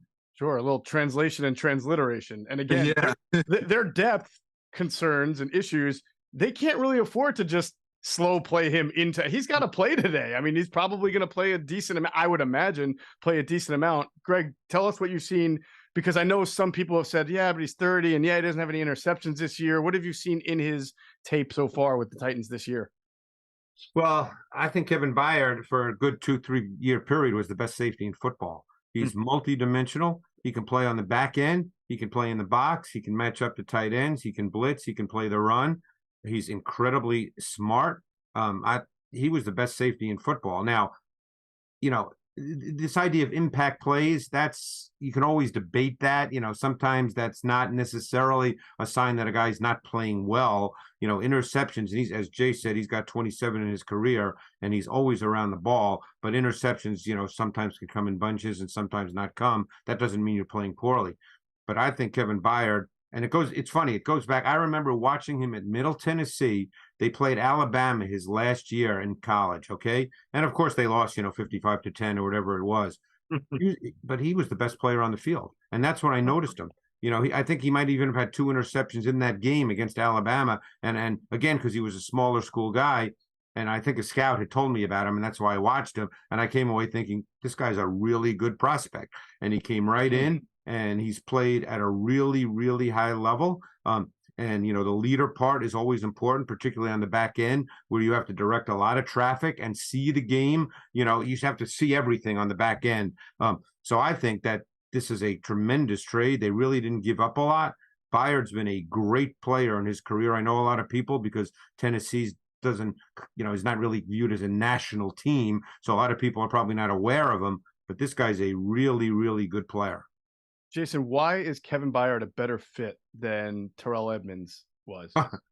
No, that's not. Hold on. That's that's not real. That's an easy answer. I asked the question to get an answer. All right. I know the answer, but I want you to say it. Do you know what we do as reporters? First of all, I think that was disrespectful to Kevin Byard right there. Just the question was. I think your answer is disrespectful to Terrell Edmunds. Go ahead. All right, but well, he's a rangier player. He has the ability to play the post and down in the box, and he's done an okay job of guarding Travis Kelce at times. An okay job. No one can absolutely cover him, but he's done an okay job. And so I think that he just has more versatility, and he has way more awareness than Terrell Edmunds of the assignment. And I think a play that kind of speaks to Terrell Edmunds, the giving up a double coverage, not seeing ball, but hold shot to Tyreek Hill. You know how fast that player is. Get your butt over there. Yeah. He may not like little things like that. I'm not saying that he wouldn't have caught the ball, but it should have been more of a contest than that. Sure. The not so bracket coverage, as we like to call that, right? Yeah. Neither guy touched him. Yeah. Adam, do you view the Terrell Edmunds signing as? I struggle with it because we knew from the start it didn't feel right for the defense that they're running and for the player that he is. But they also, it's not like there were a million great safeties on the free agent market, and we knew the Eagles weren't going to spend money at that position after letting Marcus Epps and C.J. Gardner-Johnson go somewhere else. So Howie's really good at correcting mistakes, so to speak, and this trade's an illustrative of that. But did you see the Terrell Edmunds signing in retrospect as why did they even go there? I'm going to repeat what I said at the time. He's the kind of player that you're going to look to replace, because that's what someone gave me. You absolutely did say that. Yeah, I said and he's a hell of a person. He's a great guy. You remember his dad, for Edmunds, the tight end. Yeah. But here's the deal. He was drafted for height, weight, and speed. He was overdrafted. Steelers knew that. He never became the player they thought he would be. Now he's on his 3rd team and probably could be on his 4th team next year. So, as you just said, they upgraded by the trade. The trade's a major upgrade. Now we'll see if Byard could get back to that Pro Bowl level. But he's still, as Greg said, still a pretty good player. But the other thing is now Sidney Brown is their 3rd safety. They don't have a 4th, and they don't really have experience with Brown. So they still have to look to add somebody else here if the right opportunity comes, obviously. And remember now, they've given up 2 draft picks for next season. Greg, we've talked also about the Eagles and their depth/talent issues at the slot since Avonte Maddox went down. Right. You said Byard has played the slot. Is that is that something you could see him doing here with the Eagles in a big nickel package? Maybe Sidney Brown's a 2nd safety, and then Byard moves into the slot at all, or did you see that? I mean, that'll be interesting because before Brown got hurt, I forget what game was it where they played a ton of big nickel and Brown played 12 snaps before was that the Rams game? Tampa. He got hurt. Tampa game. Tampa. It was the Tampa game where he played 12 snaps in the first half. They played big nickel and Brown was essentially the slot, which kind of surprised me, but obviously they wouldn't do it unless they felt good about it. And that's when he got hurt. So you didn't see him in the second half.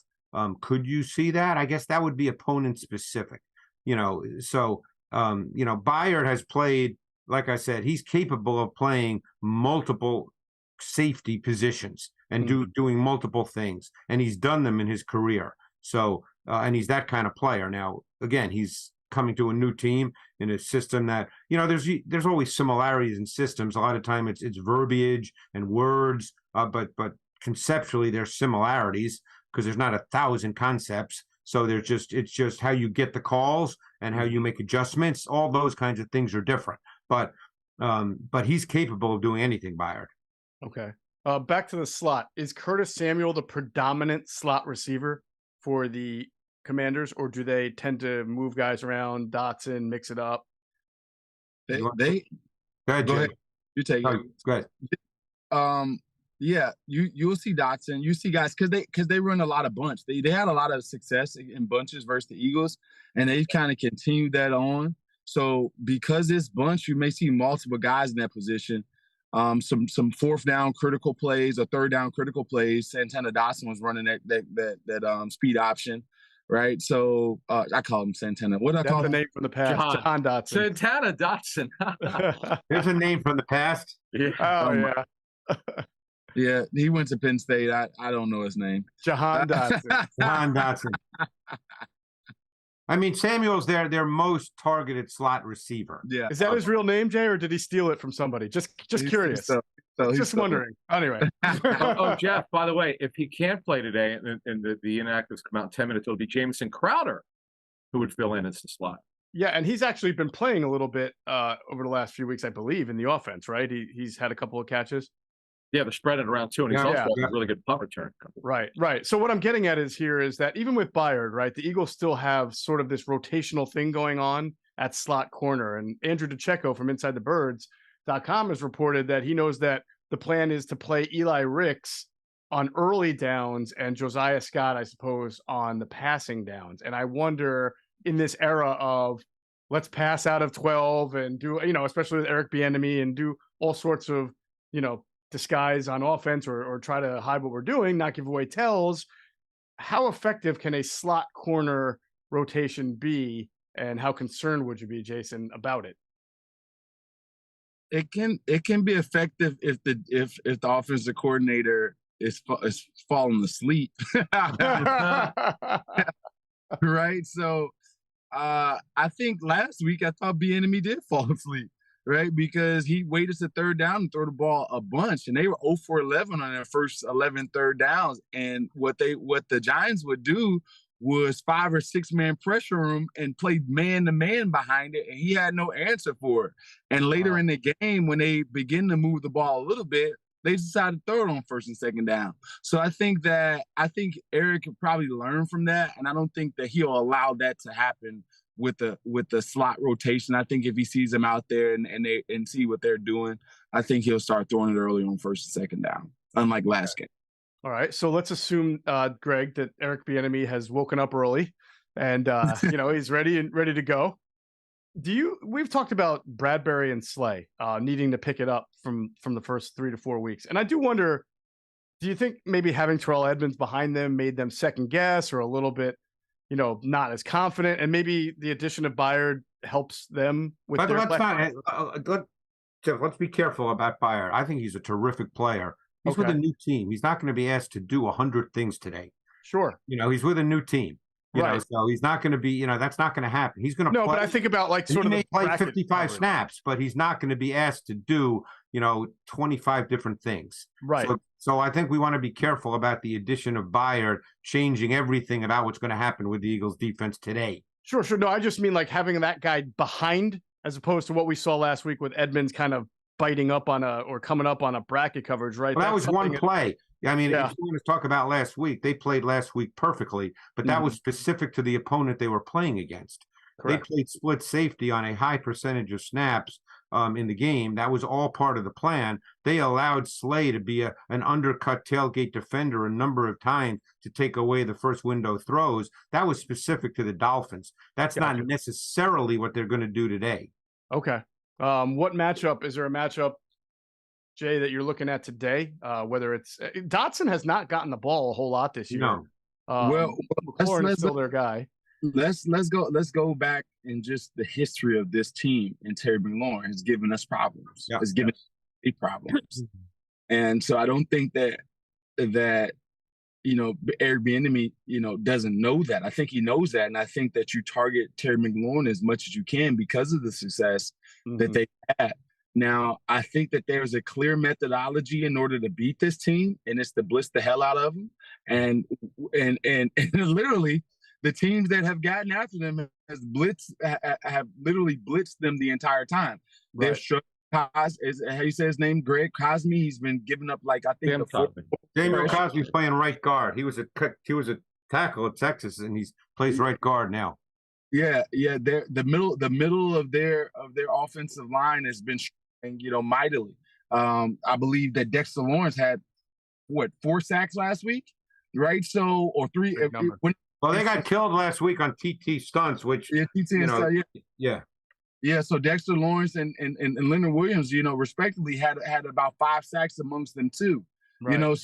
So they were getting after it. So I think that I say all that to say is that Terry McLaurin is a problem for us. And I don't know how I got on the offensive line, but I went there. No, obviously, in order to get the ball to McLaurin, Sam Howell has to have some time to throw the ball. So that's a good segue. We're going to talk about. We have to blitz. We got to be able to blitz him. I think that's the remedy. That's where I was going there. All right, cool. We're going to talk about that and the approach and Sam Howell in a second. First, I want to tell people that when your money is on the line, choose a trusted sportsbook that gives you the tools to win, like MyBookie. At MyBookie, it doesn't matter if your team is up or down. You can easily cash out or bet the game live to come out on the winning side. Use MyBookie for daily odds boosts, same game parlays, and take advantage of huge prize pool contests. Plus, MyBookie has a no strings attached cash bonus that lets you deposit and withdraw quick. So just use the promo code THEBIRDS. That's all one word. The Birds. You can put it in all caps on your first deposit and receive up to $200 in cash. That's promo code The Birds. One word, The Birds, to claim your own cash bonus now. Try the MyBookie money bag to grab a potential Super Bowl frontrunner at long shot odds. Listen to this. Plus 38,000 right now on Eagles and Chiefs in the big game. All right. You will not find odds like that anywhere else. That's like free money for you. Bet anything, anytime, anywhere, only with MyBookie. All right.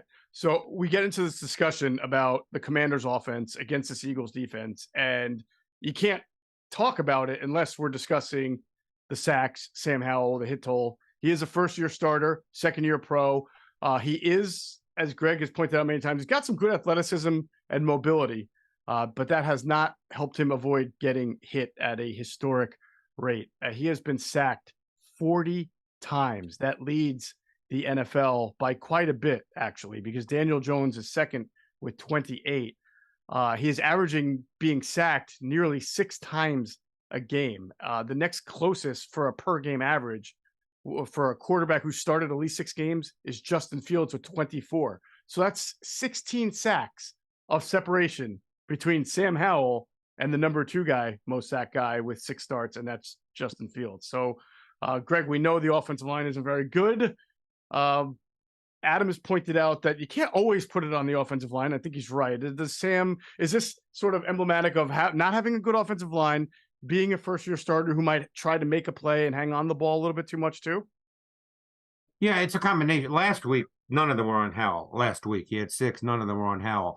But I think one of the things with Howell, which is both a positive and a negative, and he has to find the balance, and the only way to find that balance is to play, is you want to be able to stand in the pocket and make late in the down throws when there's bodies around you. That's important to play quarterback in this league.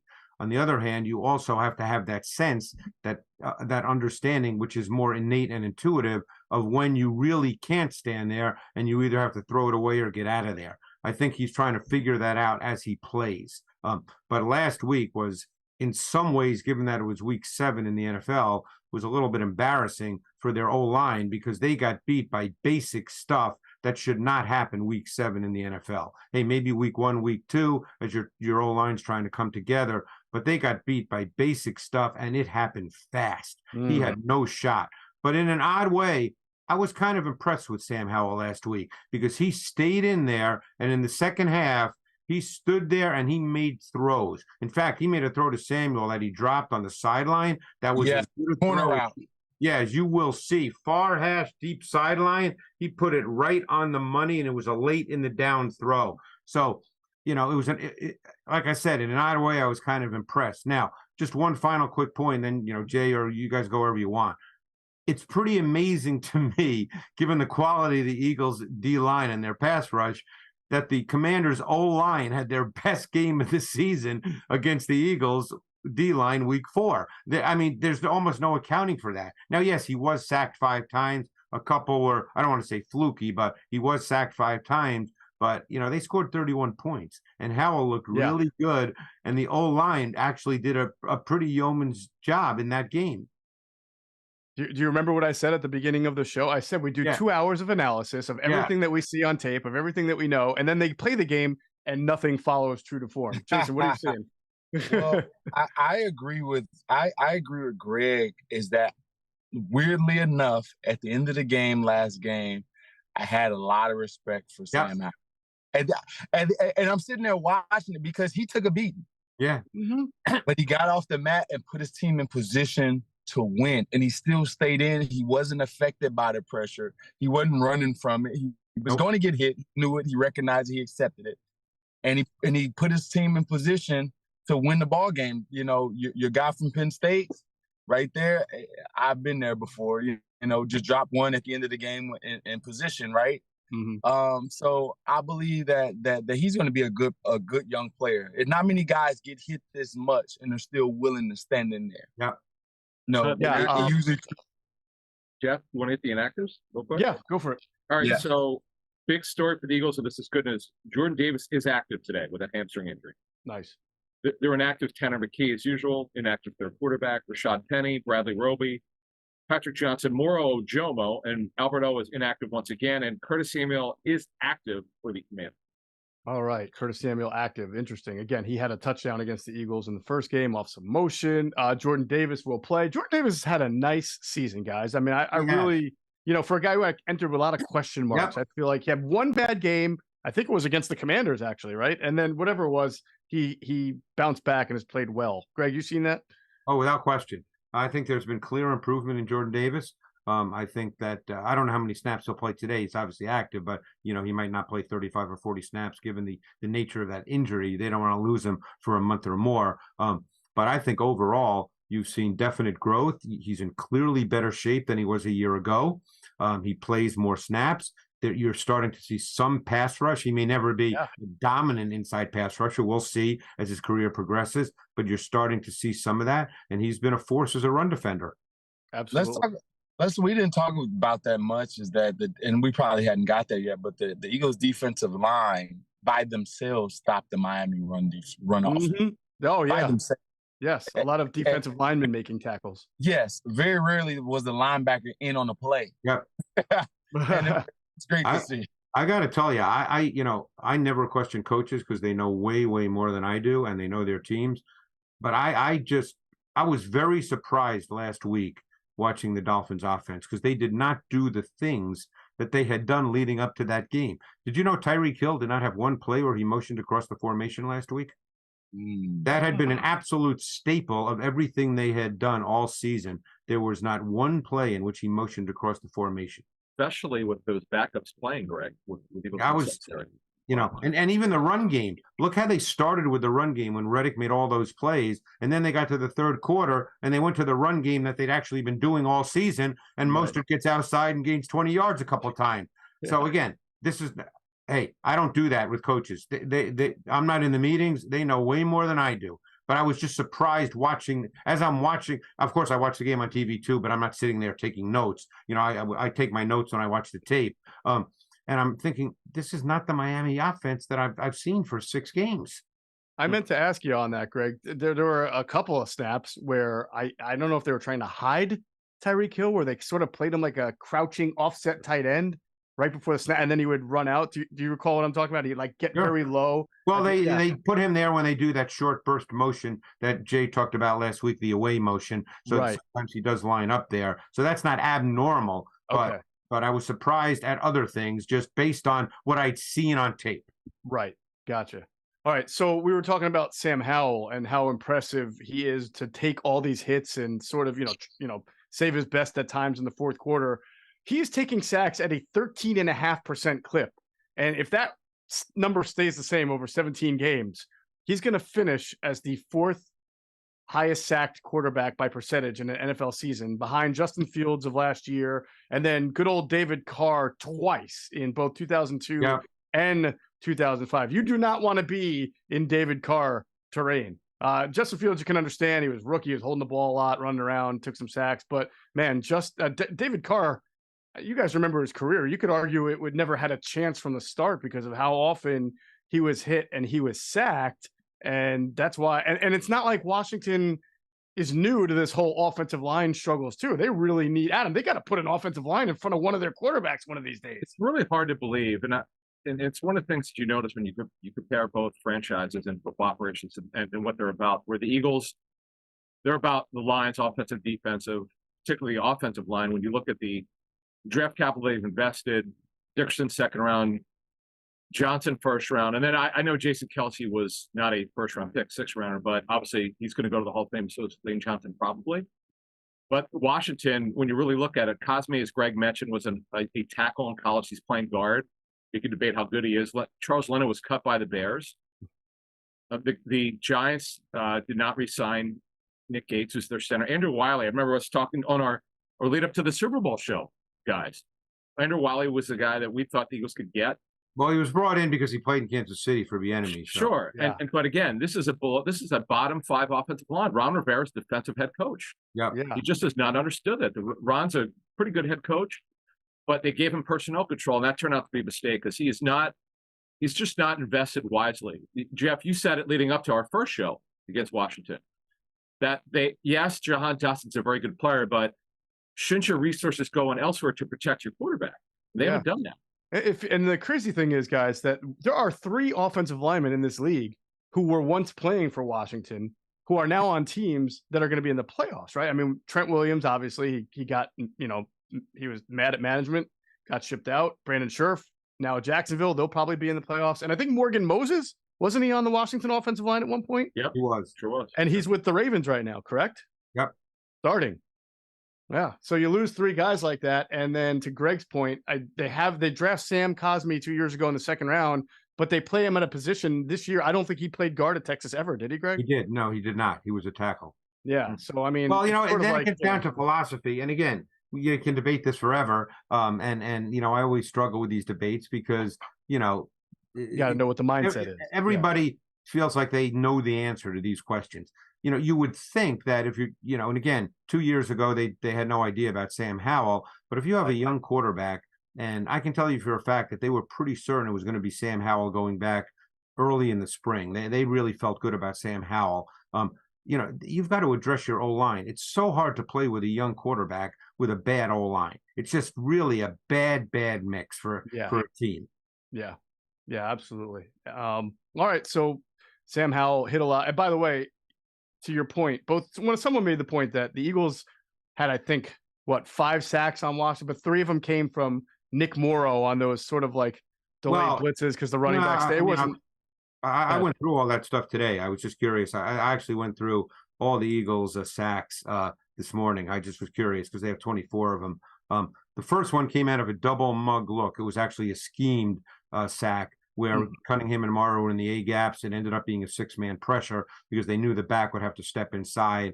And Cunningham was the penetrator, Morrow was the looper, and Morrow made the sack. The second sack came out of what we would call a cover 1 hole coverage. Morrow was the underneath hole player. Cox beat Cosme, forced Howell out of the pocket, and Morrow ran him down. The third sack came on a 5-man pressure with cover 1 behind it. Morrow was the 5th rusher, so that was also schemed. And with the center gate sliding opposite Morrow to Cox and Gibson free releasing, there was no one to account for Morrow. So 2 of them were schemed. One was, he ran down Howell because of pressure by Cox. Yeah, I remember Javon Hargrave would have big games against Washington. His upfield burst was pretty tough for that offensive line. Jalen Carter is healthy today, and we'll see with Fletcher Cox. I don't think Fletcher Cox. I don't remember hearing his name much last week against Miami, but the D-line did play well. But that's where you think if they're where it's gonna start. Somebody with a nice burst off scrimmage to get to at least force Sam Howell off his spot, Jay? Well, I think Wink Martindale did a great job, and I believe that the Eagles can do this because of the bunches and because of the crossers and the long passes across the field that Terry McLaurin had and other guys had dragging across the field. When they get into those bunch formations, you kind of let the guys that are close to the line of scrimmage that show a rush. Mm-hmm. And that's what Wink did. The guys that were in position, they showed a rush and they confused the offensive line. Every time they got into a bunch, you didn't know if it was going to be a 5, 6, or 7-man pressure at times when they were in those bunch situations. And even when they were rush 4 or they were rush 5, everybody was able to win fast because of protection confusion. So I think that's a way that you can kind of generate some natural pressure is by put the nickel in position and those that are in the second level, make them look like they're rushing, and I believe that we can confuse the protection. Well, it'll be interesting because last week was a true Wink Martindale game, what I think a lot of people expected. High percentage pressure, high percentage man coverage. They stunted a lot. The Giants rushed 5 or more on 28 of Howell's 49 dropbacks. Yeah, that's a lot. I don't think the Eagles will be doing that. No, that would be quite an increase. But I did want to talk about Sean Desai, his schemes, and of course, Greg, some more observations from you on what you're seeing when they get sacks. First, we're going to pause real quick to hear a word from our great friends at Sky Motor Cars and the voice of the Eagles, Mr. Merrill Reese. Sky Motor Cars in Westchester is a different sort of dealership. All it takes is one look at their Highline pre-owned vehicles that people all over the country want and need. Owner Brett Schulter, make sure you don't spend a dime of your money before you purchase the car. Sky Motor Cars allows you to make all the decisions regarding your next vehicle. At Sky Motor Cars, you never have to spend more than necessary. Visit SkyMotorCars.com today or call 610-918-7225.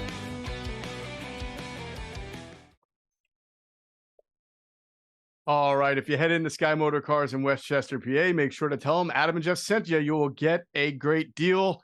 We also want to tell you about another great deal. It's our production team of James and Zach. They're back behind the wheels again. They bring Inside the Birds pregame live to you in high definition with new graphics, videos, more. We just want to thank them for all their work behind the scenes to bring this great show to life.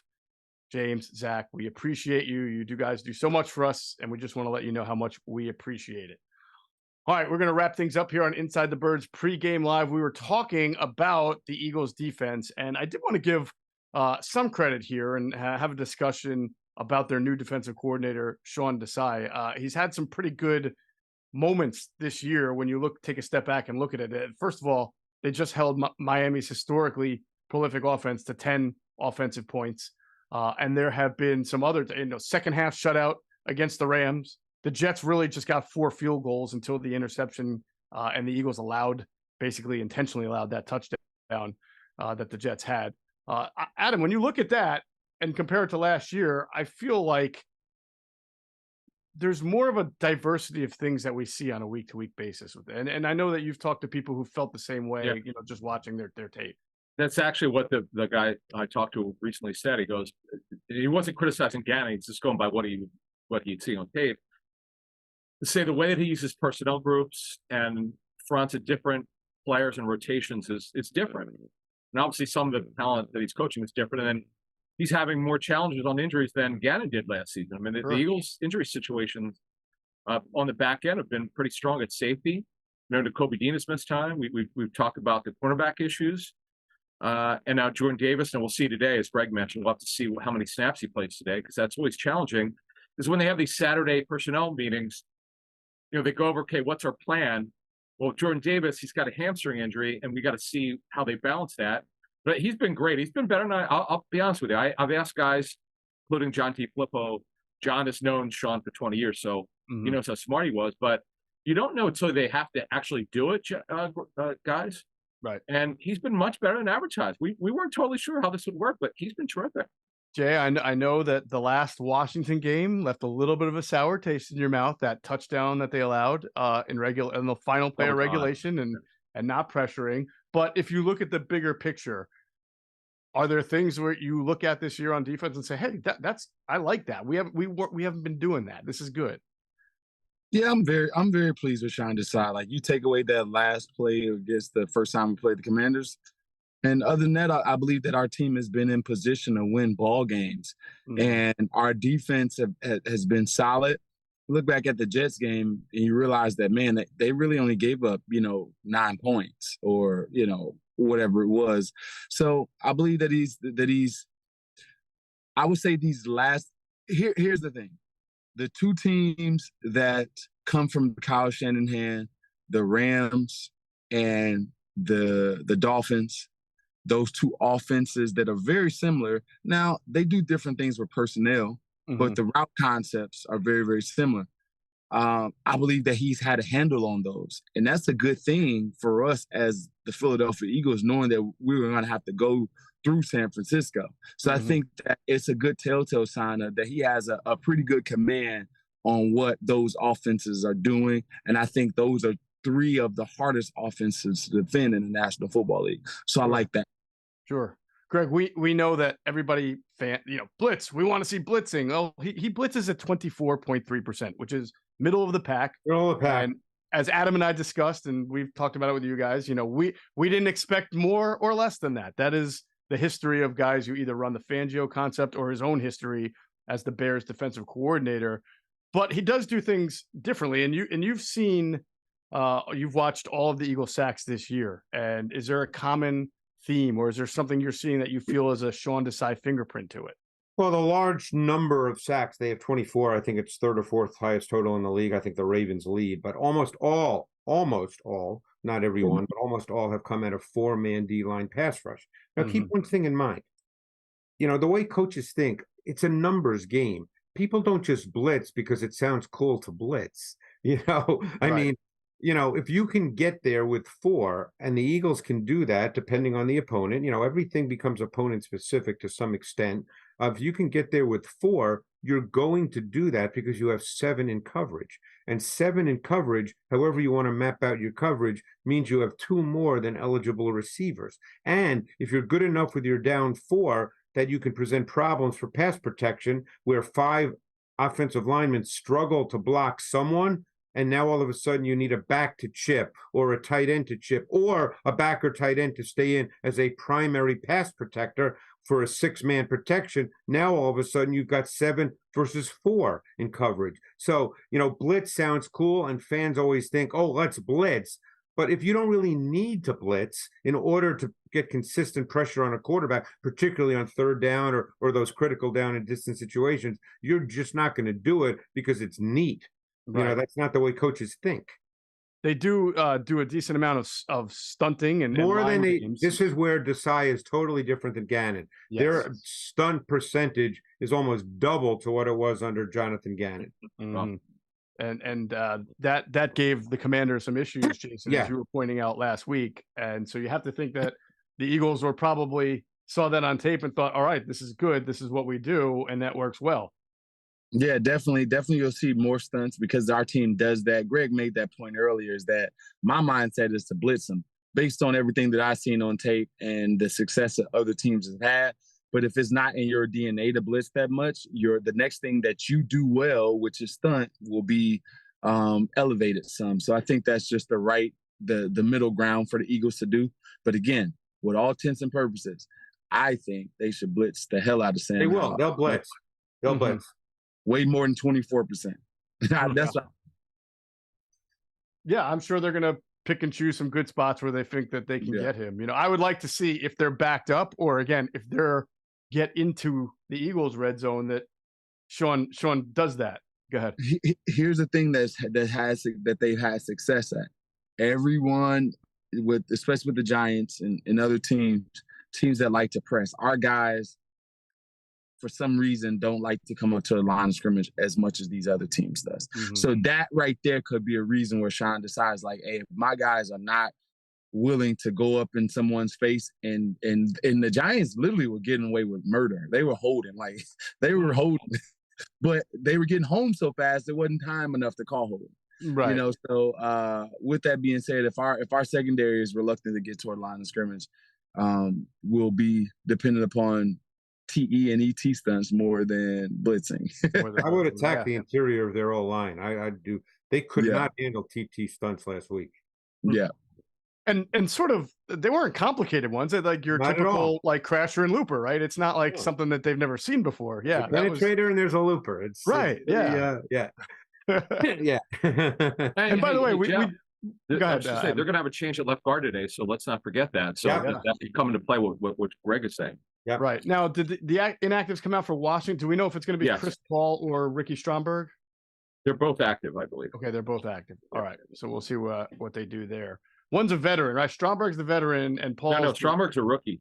Oh, Stromberg's right. And then Paul is a second-year guy, right? Yes. Who is and Stromberg is kind of the future at left guard. That's the way they see it. And he's a third rounder. Yeah. And Chris Paul is out of Tulsa, who did start one game last season. Okay. Well, interesting to see how they handle that. The last thing on Sean Desai is I also feel like he finds ways to get guys on the field differently too. We've seen Brandon Graham lining up over the center. Last week, I think Nolan Smith finally got a few snaps in as an outside edge rusher. He got a sack. I mean, he was unblocked, if I recall, on that sack. Correct. But, obviously they schemed up something that left him unblocked. So there you go. He's doing a decent job. I think we've seen some loaded fronts with him as well. Greg, do you recall seeing a few of those, some overloaded fronts? You're talking about from Desai? Yeah. Yeah, not a ton. They don't do a ton of that. I mean, but just to show it on tape that we can do this. Look, they did the double mug look the last time against the Commanders as well, where they had Cunningham and Morrow in each A gap. Right. I think they'll do a lot. Now that doesn't mean you have to blitz them. They could, a lot of times you do things to dictate protections because based on film how the other team will protect, and then that can help you. But So I think the Eagles will show a lot of things, particularly with what Adam said about you're going to have a new left guard. So I think for sure they're going to show them a whole bunch of things. All right, we're going to wrap this. Go ahead. I'm sorry. Go ahead. Him popping out a defensive lineman in the coverage has been up a little bit, and I like that a few times, even inside the box and also outside the box. Hassan Reddick a few times. Right, that would be considered a zone pressure. Yeah, actually. All right, cool. We are going to wrap this up. First, we're going to tell you about our friends at PHLSportsNation.com. They are enhancing the fans' experience with their coverage of all Philadelphia sports teams. For the fan, by the fan is their motto. So make sure you check them out at PHLSportsNation.com and on Twitter at PHLSportsNation. It's time to pick our players of the game. Usually these help us kind of foreshadow on who we're also picking to win the game. So I am going to start with Jason. Drive the show, Jason, in the car. Who's going to be the player of the game? Exactly. Like I said, I believe last week, the Giants 5 sacks between their 2 defensive tackles. I'm going defensive tackle, and I think Jalen Carter has his multiple sack game today. Yeah. How do you do when you are going to pick a defensive tackle and you've got Carter, you got Milton Williams, he's playing well, you got Fletcher Cox. Do you just pull one out of the hat, or you just think it's a Jalen Carter? It's tough this game, but I was looking at the left side of the Washington offensive line has a lot of injuries, so that's why I chose Jalen. He normally plays on our right side, which is their left side. Sure. See, I do with edge rushers. If I think there's going to be a big edge rusher game, we know that Reddick and Sweat will sometimes switch sides. So I just flip the coin. Hassan gets heads and Sweat gets tails, and that's how I go about it. Adam, who is your player of the game? Well, Jason alluded to it and how they've been using Reddick. And boy, since he's got that cast off, he's been tremendous. And looking at the issues that Washington has at tackle and just overall their offensive line, Reddick's going to have a huge game. He is my player of the game. Hassan Reddick, big game. All right. Well, he's certainly heated up over the last few weeks. He is the Hassan Reddick of last year. Greg, I gave you I go to you third, right? Because I'm always the last one. I give you third because it gives you more time to remember who you pick instead of going to you right off the bat. Wow. Who do you got? I do remember who I picked. I was thinking D-line, but you know what? I just thought, given all the changes in their secondary and the way the Eagles have been playing on offense, I chose A.J. Brown. Okay. Does he make history today? 6 straight 125 plus. You're not really going to ask me that. Like I know the answer to that, do you? I am. This is not an X's and O's thing. This is just a gut feeling. Yeah. I think he could. Yes. I mean, I think that they'll attack. I think they'll attack on the outside in this game for sure. I think this is the kind of game. I could be dead wrong that they'll feel like they want to put away early and then put it on their pass rush. And because that O-line can't handle it, the O-line for the Commanders. Jay, you know that A.J. Brown knows that he can make history as the only NFL player to have 6 straight games of 125-plus yards. And you probably know he has, in some form or fashion, communicated that to Jalen Hurts in case Jalen Hurts didn't know, right? That happens, correct? I think that Nick Sirianni is the key to it. I think Nick Sirianni is a player coach and likes to give his guys – a little bit of handout types of things like that. So I believe that the coaching staff is aware of it. And I believe that if the game is under their control, I believe that they'll give it to them. I don't know many coordinators that has a record, that know a player has a record at state and that won't try to get it for him once the game is in the hand. Does he get it today? I believe it'll be a tough game to get it, but I believe that he will get it. All right. Adam, does he get it? Oh, yeah. Oh, wow. Look at that. Confidence. All right. My player of the game is going to come from the defensive side of the ball, and I am big on great storylines, being a journalist and a TV guy. So I'm going to say Kevin Byard is going to be the player of the game for the Eagles today. That's right. He may only play 10, 15. No, I think he's actually going to play a decent amount of snaps. The question, as Greg brought up, is just how much stuff do they do with him knowing it's his first time? But they have to play him. They don't have much of a choice. So I think I think he will make an impact or two play, and we'll be talking about that in post game. I'm betting that he gets a pick for gambling this week. I'm just letting you guys know. Oh, look at Johnny. Nice. All right. Okay. Go over to my bookie. Get yourself a nice prop bet. There you go. All right. That's a good segue into our final score prediction, because the cowards, Jason and Adam, changed their pick at the last second last week. Me and Greg had faith the whole time. We didn't have smart to change dudes, Adam. That's right. Smart dudes. So no movement in the standings. Everybody is 6-1 except for me. I'm 5-2. Jason, I'll start with you. Who wins and what's the score? Definitely got the Birds winning, and I believe I have them 30-24. I think it's closer than most people would think, and I think I have them over. Yes, you do have over, but my bookie says the Eagles are 7-point favorites with a 43.5 total. So you've got not covering, but you have over on the 43.5. Over. Okay, over on the, yeah. Adam, who wins today? I've got it. Another low score, Eagles 24, Commander 17. But hearing the guys speak, maybe I should go with them covering the number, which is 7, by the way. So maybe they'll win by more than 7. They'll win by at least 7. But I've got it 24-17. 24-17. So Mr. Under stays consistent. Yeah. And but no cover for this. So far we got 2 no covers here. Actually 7 is 24-17 is a push. Yeah, you got to push. Yeah. All right, Greg, what's your score? 31-17 Birds. Oh, look at that. Right away, he knew. Good job. 31-17. So you have an Eagles cover and an over. What? Sharp as a tack, baby. As always. I am not going to make the same mistake twice and pick the Commanders to win this game. I am picking the Eagles to win 23-13. They do cover, but for me, that is a rare well under, actually, at 36 total. I do think that offense is going to be a little bit difficult for both teams today. So I have the Eagles winning 23-13. All right. Big thanks as always to Ocean Casino Resort, my bookie, Sky Motor Cars, PHL Sports Nation, HelloFresh, James and Zach. Thank you all. Appreciate it. Everybody who watched, everybody who commented. We did try to get some scores in. Donald Kinney says the Eagles win 36-27. And BG player day? DG player day. I don't know what DG means. I thought maybe he meant BG. But either way, a lot of Eagles winning. And, of course, you can catch our coverage of the game on insidethebirds.com afterward. And make sure you check out Inside the Birds post-game live with myself, with Adam, and, of course, former Eagles tight end Clay Harbor. So for Jason Avant, Greg Cosell, and Adam Caplan, I'm Geoff Mosher. Thank you for watching another Inside the Birds pregame live. Enjoy the game, everybody.